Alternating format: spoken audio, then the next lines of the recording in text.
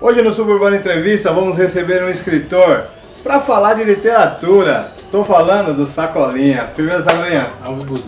Ademiro Alves.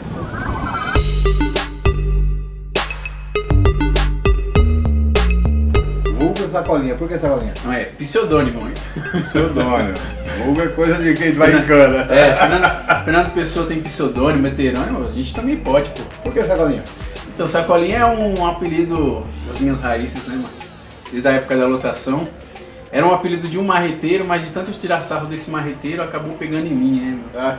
E aí, quando eu comecei a escrever, eu percebi que tinha essa de usar uns pseudônimos e tal.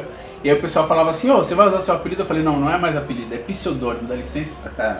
Aí virou Sacolinha. Aí você ficou falou do Sacolinha. tempo da lotação. Explica melhor, você era cobrador de lotação. Então, trabalhei como cobrador de lotação 12 anos. Fazendo a linha. 12 anos você era bem novinho, né? Quando você começou? Eu comecei com de 8 para 9 anos. Trabalho infantil. Trabalho infantil. Você trabalhava no metrô Itaquera ou Cidade Tiradentes?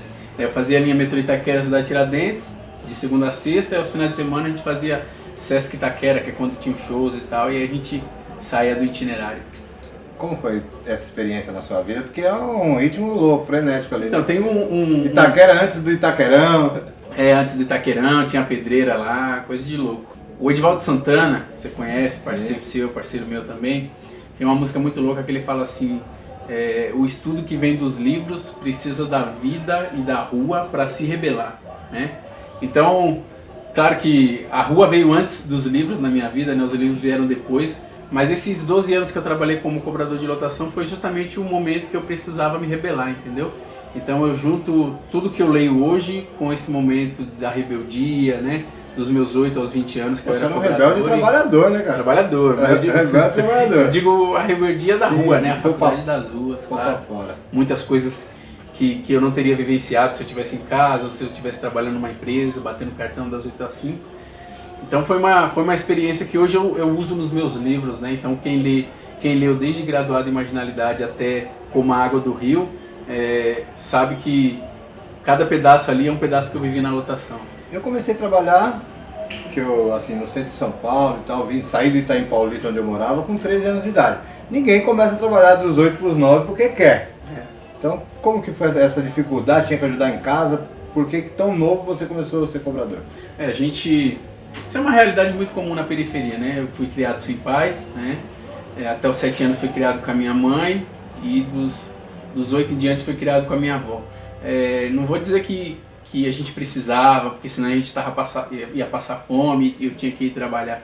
Mas é que a gente que é moleque da periferia, a gente quer ter nossa grana desde cedo para comprar nossa própria cueca, nossa bermuda, jogar um fliperama, né, meu? Comprar um doce, tomar uma tubaína disso aqui. Então, eu tinha essa necessidade, né? Eu não tinha um pai para eu pedir, pai, me dá R$1 aí, né? Não tinha, então... Não pede mais R$1 não, é de 10 para cima. Não daria em bom dia, né? Dá 5 contas aí e tal. E aí como eu não tinha para quem pedir também, porque minha mãe não podia me dar, né? A minha avó também não tinha dinheiro, meus tios sem chance, né, meu? Ou seja, botou a cara. E aí demorou, surgiu o trampo lá, tô precisando de um cobrador para trabalhar na parte da tarde. Eu vou, minha avó falou assim, mas como assim? Como é que você vai lá trabalhar? E era um momento que as lotações eram muito mal vistas, né? E os cobradores andavam surfando na porta, tinha vários acidentes, o da Atena. Ou seja, não tinha nada regularizado. Nada. Aí o Datena colocava na televisão, olha lá, aconteceu um acidente, não pega em lotação, pirueira é tudo vagabundo. E aí minha avó ficou daquele jeito, mas eu falei, vó, vai ter um dinheirinho pra ajudar em casa também, e aí, né? Sabe como é que é, né? Necessidade, né? Compensou. Eu lembro quando eu te conheci pessoalmente pela primeira vez, que você me convidou para ir num programa e dar uma entrevista sobre o meu primeiro livro do trem, num programa que você tinha numa rádio pirata na época, né? Lá em Suzano, que é a sua cidade natal. Nesse tempo, que eu me lembro muito bem, eu lembro que estava surgindo literatura no Brasil, que era só a sua mochila com alguns livros, e lembro que você cantava rap, mano. Por que você cantava, como que era esse lance de você cantar rap, e por que você deixou de cantar rap e preferiu trilhar na carreira de escritor? Vieram três momentos na minha vida, né, que fizeram parte da minha formação, né.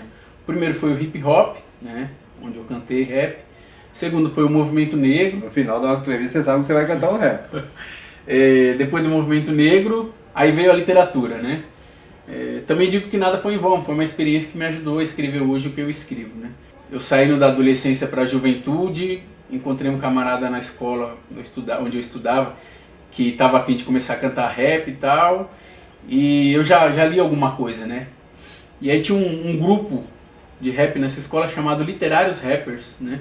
E a gente começou a colar com eles e tal, conversa vai, conversa vem. Eu juntei com esse meu camarada, aí eu falei, pô, mano, eles são literários rappers, pô, vamos fazer um grupo, pronome possessivo e tal, né, mano? Tudo a ver, né? Pronome possessivo. Pronome possessivo, justamente pra trabalhar com a questão de que a palavra não seria só da elite, né, mano? Não seria só de quem tem acesso, mas a palavra é nossa também, né? Pode ser nós é ponte, pode ser a gente vamos, mas não interessa. A palavra também é nossa. Aí por isso o pronome possessivo. E aí a gente se juntou com esses caras e acabou formando uma posse. Então tinha o Literários Rappers, tinha o pronome possessivo e depois veio um outro grupo chamado Predicado Nominal. Então, olha que louco, hein? Só nome difícil. É uma banca mesmo, né? Tudo ligado à literatura, né? Enfim. Acabou que não foi nem por um desejo meu parar de cantar rap e tal.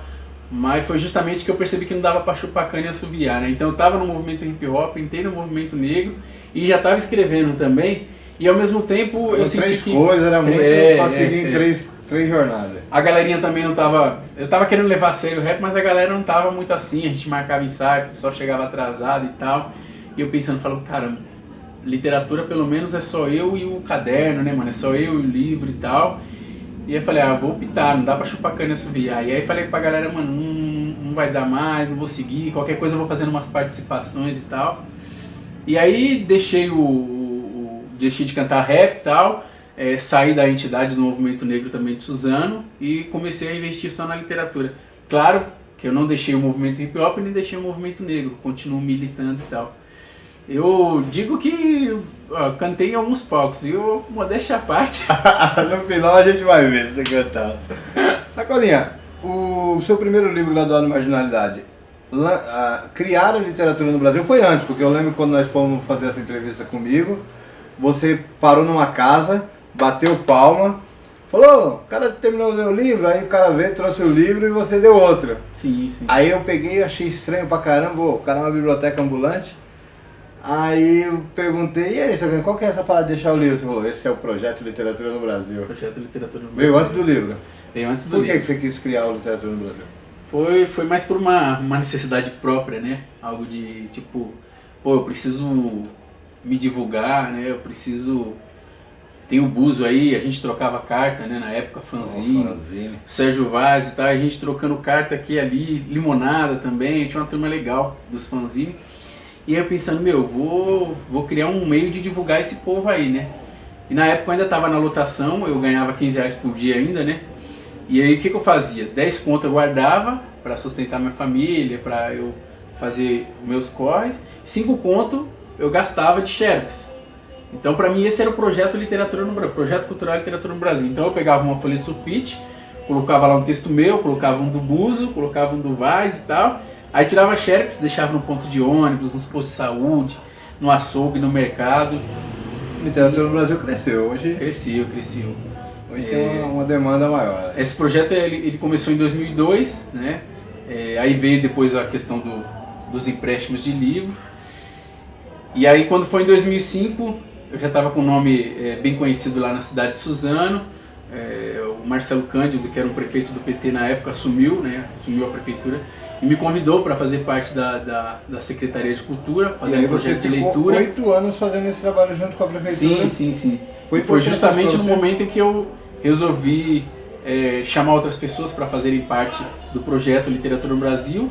E aí a gente decidiu por fazer uma associação, então já veio o nome Associação Cultural Literatura no Brasil. E a gente acabou registrando essa entidade em cartório, acabou crescendo, acabou fazendo vários projetos. Até porque eu precisava fazer uns projetos à parte na prefeitura de Suzano, né? Onde eu justamente fiquei 8 anos.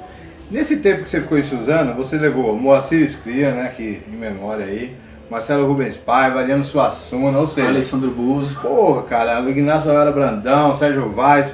Você transformou Fernando Gabeira, você colocou a cidade de Suzano no circuito literário do país, não só de São Paulo. Você é reconhecido por isso? Gerou frutos na cidade de Suzano? Como é que é isso na sua vida? Eu sou mais reconhecido para fora do que dentro da cidade, né? Ironia, né?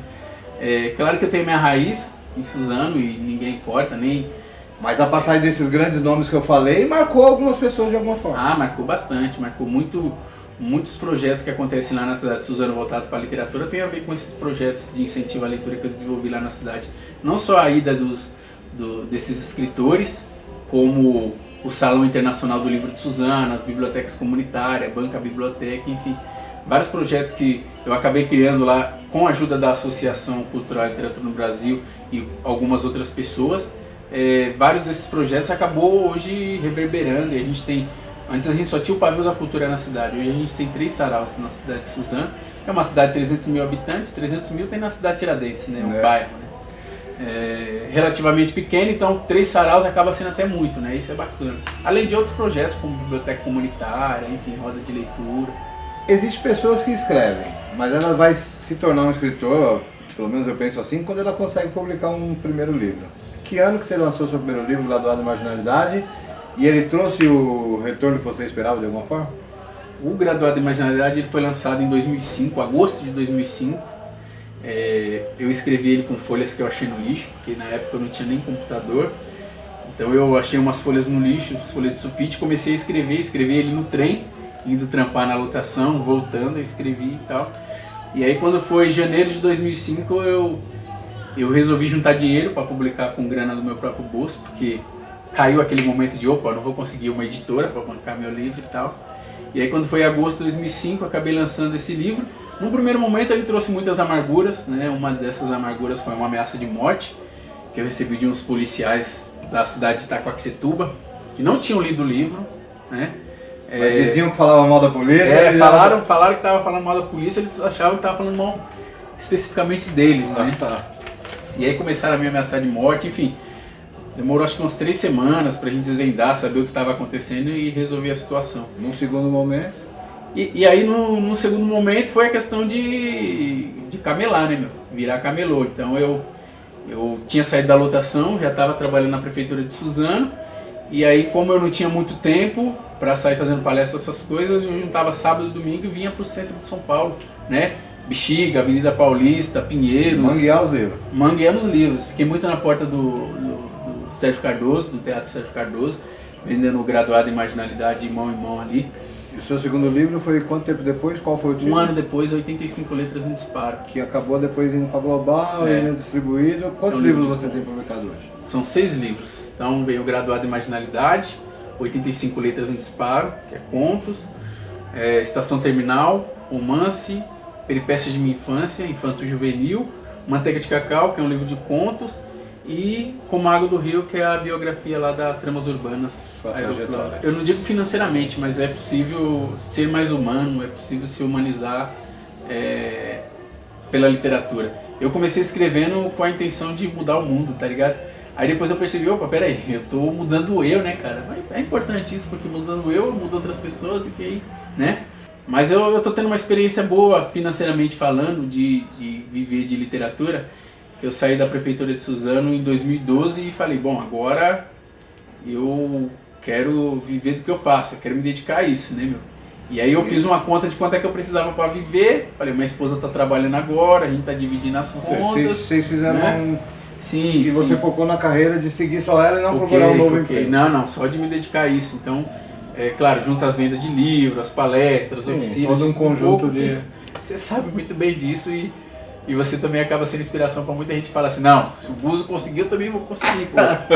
Sacolinha, queria agradecer sua presença no programa do Suburbano Entrevista. Agora, promessa que é dívida. Para encerrar essa entrevista, reviva o Sacolinha Rapper. Um trechinho. Vai acabar com a entrevista, né, Buzo? Tem uma letra assim, que eu podia até tentar recitar ela, se eu lembrar. Que... Recitar não, a gente quer que você rima. Vamos ver. Vamos lá. Ela tem muito a ver com esse momento de transição entre hip hop e literatura. Eu te levei lá na rádio comunitária, onde eu fazia uma programação de hip hop lá, e era engraçado, que era eu e esse meu camarada, o Kleber, ele era conhecido como Papel, né? Olha o nome da dupla, Sacolinha e Papel. Sacolinha e Papel. Parecia até uma dupla de forró. E aí ele era o cara que mais tocava rap, mas nos intervalos eu lia umas poesias e tal. E aí chegou um momento que que a programação de rap era mais um programa de literatura do que de rap, né, meu? E aí, juntando tudo isso, eu acabei fazendo uma letra que... Para de enrolar e fala a letra. Não manjo, não lembro do título dela, mas fala assim, ó. Aqui, sacolinha, de nome Ademiro, predicado literário, pronome possessivo, eu vivo insistindo, cultura somos nós. Através dos livros, ou liberando a voz, investimento no gueto, é preciso ter, curtir a vida, ter um proceder. E daí eu não lembro mais, mas enfim, é isso aí. Esse foi o Suburbano Entrevista com o escritor Sacolinha. Valeu! Tamo junto.